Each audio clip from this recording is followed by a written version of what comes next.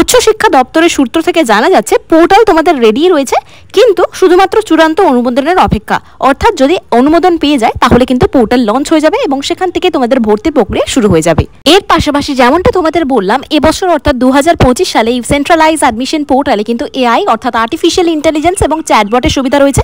সেখান থেকে তোমরা তোমাদের যাবতীয় ডাউট বা কলেজে অ্যাডমিশন সংক্রান্ত কত নাম্বার লাগবে, কোন কলেজে কটা সিট প্রেজেন্ট রয়েছে, এই সাবজেক্টে তুমি অ্যাপ্লিকেশন করতে পারবে কিনা তোমাদের এই নাম্বারে, তো সেই সমস্ত ডিটেলস তোমরা কিন্তু চ্যাটবটের সাহায্যে যেমনটা তোমাদের আর্টিফিশিয়াল ইন্টেলিজেন্স বা যেমনটা তোমাদের এআই সিস্টেম কাজ করে থাকে সেরকমই কিন্তু এখানে আনা হচ্ছে, যেটা তোমাদের অ্যাডমিশন প্রসেসকে আরো দ্রুত এগিয়ে নিয়ে যাবে। এছাড়া কোনো রকম ডাউট বা প্রশ্ন থাকলে অবশ্যই তোমরা হেল্পলাইন বা হেল্প ডেস্কে কন্ট্যাক্ট করতে পারবে। তোমাদের কোনো রকম টেকনিক্যাল ইস্যু বা সমস্যার কারণে তোমরা কিন্তু সেটা জানিয়ে গ্রিভেন্স অ্যাপ্লাই করতে পারবে। তো এখন প্রশ্ন হলো, তোমাদের এই পোর্টাল বা WBCAP এর পোর্টাল তোমরা কবে ওপেন হতে দেখতে পাবে? যেমনটা তথ্য সূত্র থেকে আপডেট উঠে আসে, তোমাদের এই পোর্টাল আগামী 9 বা 10 তারিখের মধ্যে খুলে যাওয়ার সম্ভাবনা রয়েছে।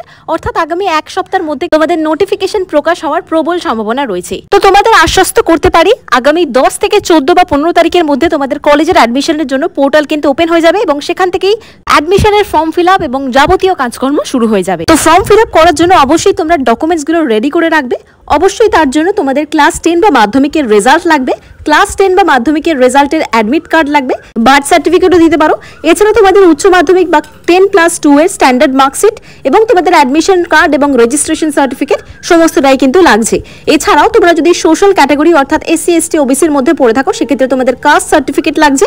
এছাড়া যদি কোনো রকম ডিসেবিলিটি বা অক্ষমতা থাকে সেক্ষেত্রে তার একটি সার্টিফিকেট লাগবে। এছাড়া তোমাদের ভ্যালিড ID প্রুফ লাগবে। এছাড়া তোমাদের এখানে আধার কার্ড তো অবশ্যই লাগছে। এছাড়া ভর্তি হওয়ার আগে তোমাদের একটি রেজিস্ট্রেশন কমপ্লিট করতে হবে, যেটার সমস্ত ডেসক্রিপশন আমি আগের ভিডিওতে দিয়ে দিয়েছিলাম কিভাবে রেজিস্ট্রেশন করবে। সেই রেজিস্ট্রেশনের পরেই একটি প্রভিশনাল অ্যাডমিশন স্লিপ পাবে, সেই স্লিপটা কিন্তু অ্যাডমিশনের সময় লাগবে। এছাড়া কলেজে ভর্তি হয়ে যাওয়ার পর এই যে সমস্ত ডকুমেন্টস দিয়ে তোমরা অনলাইনে ফর্ম ফিল আপ করবে সেগুলো কিন্তু যে কলেজে ভর্তি হয়ে যাবে তখন কিন্তু ফিজিক্যাল ডকুমেন্টস ভেরিফিকেশনের সময় অরিজিনাল কপিগুলো কিন্তু দেখতে চাইবে এবং তারপরে কিন্তু কলেজের ফিজিক্যাল ভেরিফিকেশন হবে। তো অবশ্যই এই ডকুমেন্টসগুলো আগে থেকে স্ক্যান করে রাখতে পারো। খুব তাড়াতাড়ি কিন্তু তোমাদের অ্যাডমিশন পোর্টাল ওপেন হতে চলেছে এবং তোমাদের অ্যাডমিশন সমস্ত কমপ্লিট হয়ে যাওয়ার পর যে একটা প্রভিশনাল অ্যাপ্লিকেশন স্লিপ পাবে সেটা কিন্তু কলেজে অবশ্যই নিয়ে যেতে হবে ফিজিক্যাল ভেরিফিকেশন করার জন্য।